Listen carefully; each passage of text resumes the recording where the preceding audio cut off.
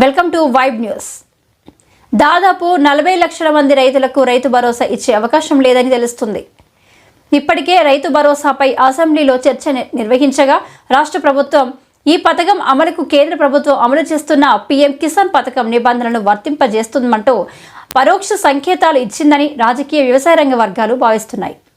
ఒకవేళ రాష్ట్ర ప్రభుత్వం రైతు భరోసాకు పీఎం కిసాన్ నిబంధనలను అమలు చేస్తే అర్హులైన రైతుల సంఖ్యలో భారీగా కోత పడే ప్రమాదం ఉన్నది. శనివారం శాసనసభలో రైతు భరోసాపై ప్రభుత్వం చర్చ చేపట్టింది. మంత్రి తుమ్మల నాగేశ్వరరావు రైతు బంధు పంపిణీకి సంబంధించిన గత వివరాలతో పాటు కేంద్రం అమలు చేస్తున్న పీఎం కిసాన్ నిబంధనలు సభ ముందు ఉంచుతున్నట్టు ప్రకటించారు. పీఎం కిసాన్ నిబంధనల అసెంబ్లీలోకి పెట్టాల్సిన అవసరం ఏంటి?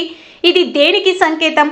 తెలంగాణ ప్రభుత్వం కూడా పీఎం కిసాన్ మాదిరిగానే రైతు భరోసాలో కోతలు పెట్టేందుకు సిద్ధమైందా అనే ప్రశ్నలు వినిపిస్తున్నాయి. గతంలో బీఆర్ఎస్ సర్కార్ ప్రతి సీజన్లో సుమారు 70 లక్షల మందికి రైతు బంధు కింద పెట్టుబడి సాయం అందించింది. కేంద్ర ప్రభుత్వ పీఎం కిసాన్ పథకం కింద 30 లక్షల మందికి మాత్రమే పెట్టుబడి సాయం అందుతున్నది.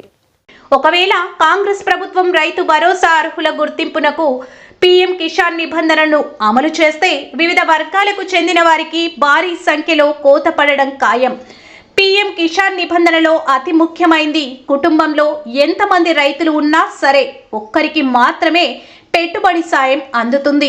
ఈ లెక్కన మిగిలిన వారికి రైతు భరోసా గోవింద. కుటుంబంలో ఏ ఒక్కరు కేంద్ర రాష్ట్ర ప్రభుత్వ రిటైర్డ్ ఉద్యోగులు, లాయర్లు, ఇంజనీర్లు, డాక్టర్లు, ఆదాయపు పన్ను చెల్లించేవారు ఉన్నా ఆ కుటుంబం మొత్తానికి పీఎం కిసాన్ రాదు. దీంతో రైతు భరోసాలోనూ వీరందరికీ పెట్టుబడి సాయం ఎగనామం ఖాయంగా కనిపిస్తుంది.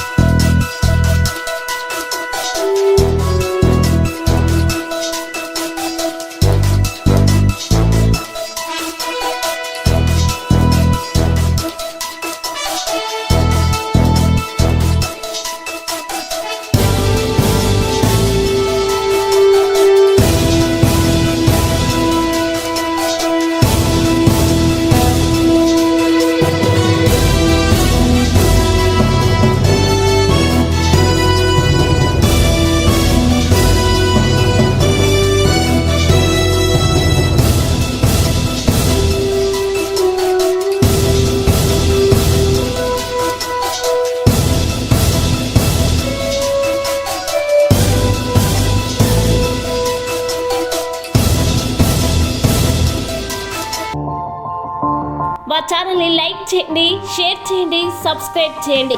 మరిన్ని అప్డేట్స్ కోసం పక్కనే ఉన్న బెల్ బటన్ నొక్కండి.